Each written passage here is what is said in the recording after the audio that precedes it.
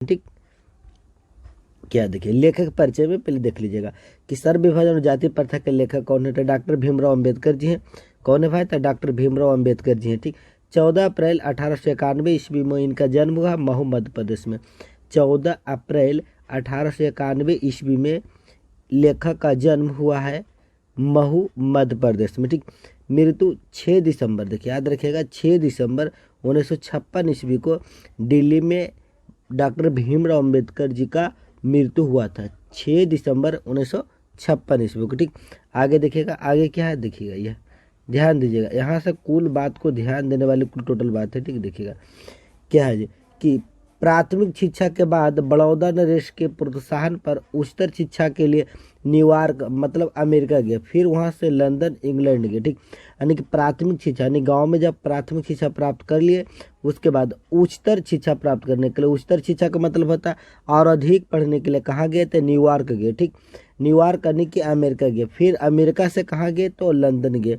और ये सब पढ़ने में सबसे ज़्यादा जो प्रोत्साहन को उनके तो बड़ौदा नरेश यानी कि बड़ौदा को जो बड़ौदा का जो राजा थे वह इनको हेल्प किए, प्रोत्साहन किए। ठीक। आगे अंबेडकर के चिंतन व रचनात्मकता के मुख्यतः 3 प्रेरक व्यक्ति रहे। कौन कौन, तो बुद्ध और कबीर और जीतवा फुले, यानी ये तीनों जो व्यक्ति थे इनको लाइफ में बहुत हेल्प किए, बहुत। कौन कौन, तो बुद्ध जी, एगो कबीर जी, एगो और जीतवा फुले जी। ठीक। इनके पिता का नाम क्या था, तो रामजी सकपाल। माता जी का नाम क्या था, भीमाबाई। और पत्नी जी का नाम था रामाबाई। ठीक। फिर से एक बार बोलते हैं, पिता का नाम रामजी सकपाल, माता जी का नाम भीमाबाई, पत्नी जी का नाम रामाबाई। ठीक। रचना क्या क्या की है, जरी रचना भी देख लीजिए। यहाँ रचना है कि the caste in India, their mechanism, genesis and development, the untouchables, who are they, Buddha and his dharma आदि। यानी कि जितने भी पुस्तक लिखे, किताब लिखे, वो सब है जो कि अंग्रेजी भाषा में किताब लिखे थे। ठीक। और यहाँ पर है जो कि आपको जो जाति प्रथा और सर्व विभाजन जो चैप्टर है वह हिंदी भाषा में लिखा गया ये चैप्टर है। ठीक। ये अंग्रेजी भाषा में लिखा गया था लेकिन इनको हिंदी भाषा में रूपांतरित किया गया है। ठीक। चलिए आगे देखते हैं। पहला क्वेश्चन है कि श्रम विभाजन और जाति प्रथा के लेखक कौन है, तो श्रम विभाजन और जाति प्रथा के जो लेखक है बाबा साहब भीमराव अम्बेडकर, बाबा साहब भीमराव अम्बेडकर। और श्रम विभाजन और जाति प्रथा पाठ की विद्या क्या है, तो निबंध है। पाठ की विद्या क्या भाई, तो निबंध है। याद रखिएगा पाठ की विद्या क्या है, तो निबंध है। ठीक। आगे चलिए देखते हैं, आगे है डॉक्टर भीमराव अम्बेडकर का जन्म कब हुआ, तो 14 अप्रैल 1891 ईस्वी को हुआ था। 14 अप्रैल 1891 ईस्वी को। ठीक। अंबेडकर का जन्म कहाँ हुआ, तो अंबेडकर का जन्म जो हुआ था महू मध्य प्रदेश में, महू मध्य प्रदेश में हुआ था। ठीक। अंबेडकर का पिता क्या नाम था, तो अंबेडकर जी का पिता का नाम था रामजी सकपाल, रामजी सकपाल। याद रखिएगा रामजी सकपाल। ठीक। चलिए आगे क्लियर करवाते हैं। देखिए अंबेडकर, अंबेडकर के माता का नाम क्या है, तो अंबेडकर जी का माता का नाम था भीमाबाई। याद रखिएगा कन्फर्म कि अंबेडकर जी के माता का नाम था भीमाबाई। ठीक। अंबेडकर का जन्म किस परिवार में हुआ था, अंबेडकर का जो जन्म हुआ था एक दलिल परिवार हुआ था। दलिल मतलब जात के आधार पर देखा जाए तो सबसे नीच जाति में अंबेडकर जी का जन्म हुआ था। ठीक। अंबेडकर के चिंतन व रचनात्मकता के लिए प्रेरक व्यक्ति थे, तो 3 व्यक्ति थे, बुद्ध, कबीर, ज्योतिबा फुले। बुद्ध, कबीर और ज्योतिबा फुले जो कि इनका चिंतन और रचनात्मकता के लिए प्रेरक थे, यानी कि हेल्प इनको करते थे। ठीक। आगे देखिएगा ये अंबेडकर पीएचडी की उपाधि कब धारण की, तो अंबेडकर जी है जो कि पीएचडी 1916 में किए थे। 1916 में अंबेडकर जी हैं जो कि पीएचडी यानी कि कर लिए थे। कब, तो 1916 ईस्वी में। ठीक। आगे देखिएगा जाति पाति तोड़क मंडल भाषण लाहौर में कब हुआ, तो 1936 में। जाति पाति तोड़क मंडल लाहौर में भाषण कब हुआ, तो 1936 में हुआ था। ठीक। आगे देखिएगा यह क्वेश्चन है अगला कि डॉक्टर अंबेडकर ने किस पत्रिका का संपादन किया, तो याद रखिएगा कॉन्फर्म, क्योंकि बहुत इंपॉर्टेंट क्वेश्चन हो जाता है, इसको जरूर याद रखिएगा कि बहिष्कृत भारत का, बहिष्कृत भारत का। ठीक। आगे भारतीय संविधान का निर्माता के रूप में हम किन्हें जानते हैं, तो भारतीय संविधान के निर्माता के रूप में हम भीमराव अंबेडकर को जानते हैं। किनको जानते हैं, तो भीमराव अंबेडकर को जानते हैं। ठीक। डॉक्टर अंबेडकर का वाङ्मय हिंदी के कितने खंडों में प्रकाशित हो चुका, तो 21 खंडों में। कई खंडों में, तो 21 खंडों में प्रकाशित हो चुका। ठीक। आगे देखिएगा क्वेश्चन है कि डॉक्टर अंबेडकर की मृत्यु कब और कहाँ हुई। तो डॉक्टर अंबेडकर जी का मृत्यु जो हुआ था 6 दिसंबर 1956 ईस्वी को हुआ था। और कहाँ हुआ था? तो दिल्ली में हुआ था। कहाँ? तो दिल्ली में हुआ था। ठीक। मूक नायक क्या है? तो मूक नायक है जो कि एक पत्रिका है। मूक नायक क्या है? तो मूक नायक है जो कि एक पत्रिका है। ठीक, याद रखिएगा कन्फर्म। आगे बढ़ते हैं। ठीक, देखिए क्वेश्चन क्या कर रहा है कि जाति प्रथा श्रम विभाजन के साथ साथ किसका रूप लिए हुए। तो जाति प्रथा जो कि श्रम विभाजन के साथ साथ किसका रूप लिया हुआ भाई? तो ये जो रूप लिया हुआ है श्रमिक विभाजन का। किसका रूप? तो श्रमिक विभाजन का। ठीक। जाति प्रथा भारत में बेरोजगारी का एक कारण बनी हुई है। तो बेरोजगारी का कैसा कारण बनी हुई? तो प्रत्यक्ष तथा प्रमुख कारण बना हुआ भारत में बेरोजगारी का। कौन था? जाति प्रथा। कौन? जाति प्रथा। ठीक। आगे कि सभ्य समाज की आवश्यकता क्या है? तो श्रम विभाजन। सभ्य समाज की आवश्यकता क्या है? तो श्रम विभाजन है। ठीक, यानी कि जात पात के आधार पर बंटवारा सही नहीं है।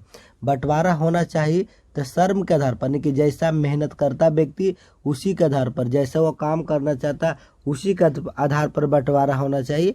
ये कि नहीं कि यानी कि जात के आधार पर बंटवारा होना चाहिए। ठीक, आगे देखिए क्वेश्चन क्या है, ये देखिए आधुनिक सभ्य समाज श्रम विभाजन को आवश्यकता क्यों मानता है? तो कार्यकुशलता के लिए। कार्यकुशलता के लिए श्रम विभाजन मानता है।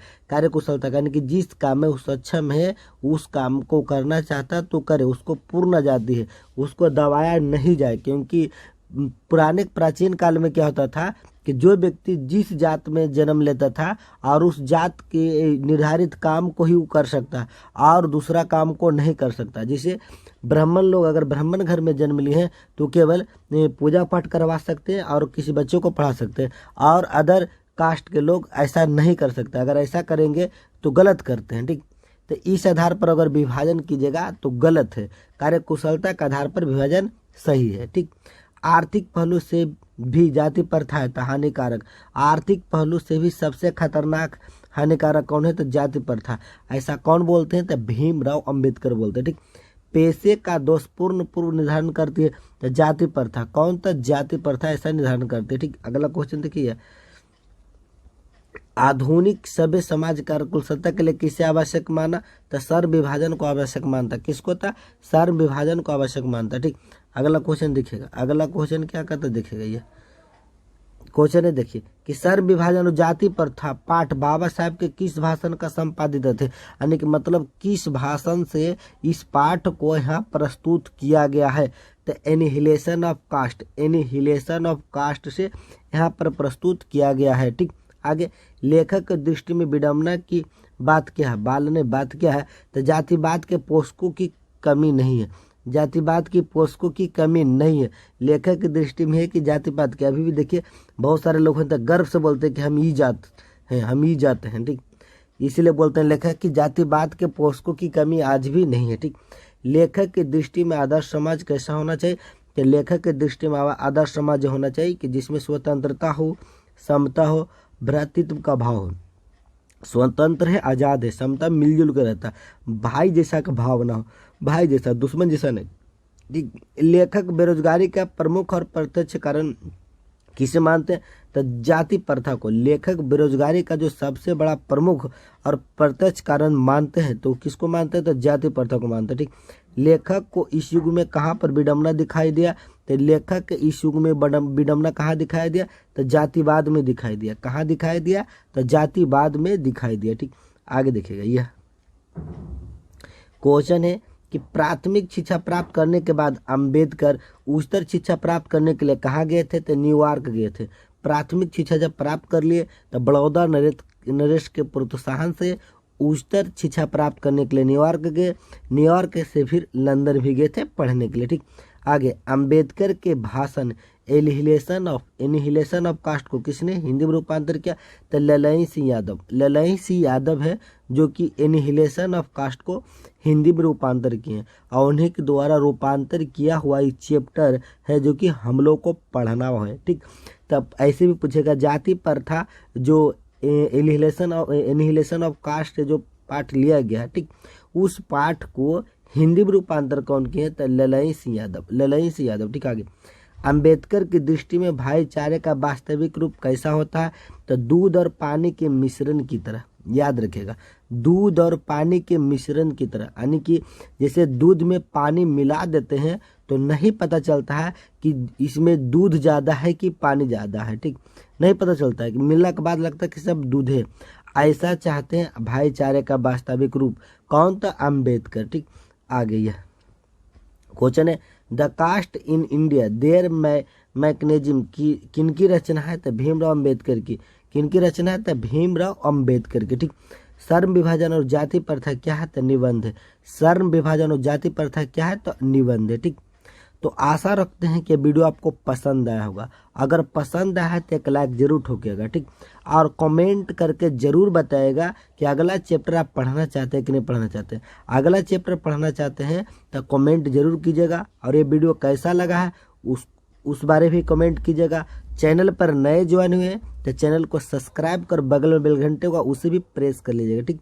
और इस वीडियो को अपने दोस्त के साथ ज़्यादा से ज़्यादा शेयर कीजिए कि जो भी मैट्रिक में पढ़ने वाले हैं उनको ज़्यादा से ज़्यादा फायदा हो, ठीक। फिर मिलेंगे आपसे अगला वीडियो में। आज के लिए बस इतना ही। जय हिंद।